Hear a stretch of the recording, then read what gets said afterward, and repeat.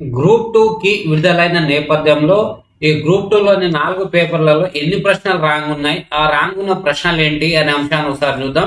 మనం గత వీడియోలోనే ఎన్ని ప్రశ్నలు ఉన్నాయనేది కీలో మనం చూసినాం. ఇప్పుడు ఇది ఒక పేజ్ లోనే ఒక పేపర్ లోని 73 క్వశ్చన్ నెంబర్ ఇది డిలీట్ చేశారు. సో ఎందుకు చేశారు అనేది తెలియదు, బట్ డిలీట్ చేశారు. ఈ నేపథ్యంలో మనం డిలీట్ చేసిన ప్రశ్నలు ఏమున్నాయి, ఎన్ని ఉన్నాయి అనేది చూద్దాం. సో ఫ్రెండ్స్, మనం ఓవరాల్ గా మొత్తం 3 ప్రశ్నలు అయితే డిలీట్ చేయడం జరిగింది 3 పేపర్ల నుండి.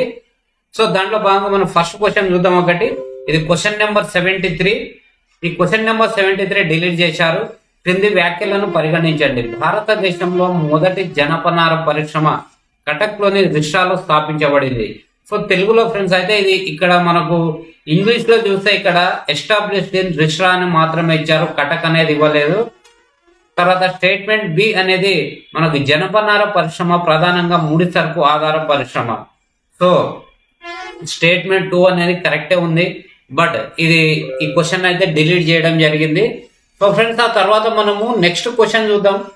ఈ నెక్స్ట్ క్వశ్చన్ వచ్చేసి మనకేంటంటే ఇక్కడ ఇన్కరెక్ట్ పేర్ సరికాని జతను గుర్తించండి అని ఇచ్చారు. సో ఇక్కడ ఏంటంటే మనకు నవ తెలంగాణ పార్టీ దేవేందర్ గౌడ్, ఇది నవ తెలంగాణ ప్రజా పార్టీ అని ఉండాలి ఇక్కడ.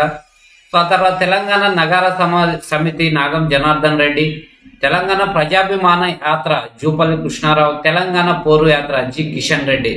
సో ఈ 4 స్టేట్మెంట్లు ఇచ్చి సరికానిది ఏది గుర్తించమన్నారు. సో దీన్ని కూడా డిలీట్ చేయడం జరిగింది.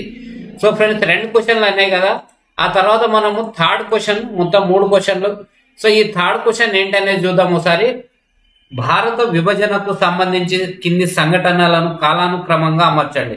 So time line, Indian national movement సంబంధించి టైం లైన్ మీద ఈ క్వశ్చన్ అయితే అడిగారు కాబట్టి ఈ క్వశ్చన్ ని డిలీట్ చేశారు.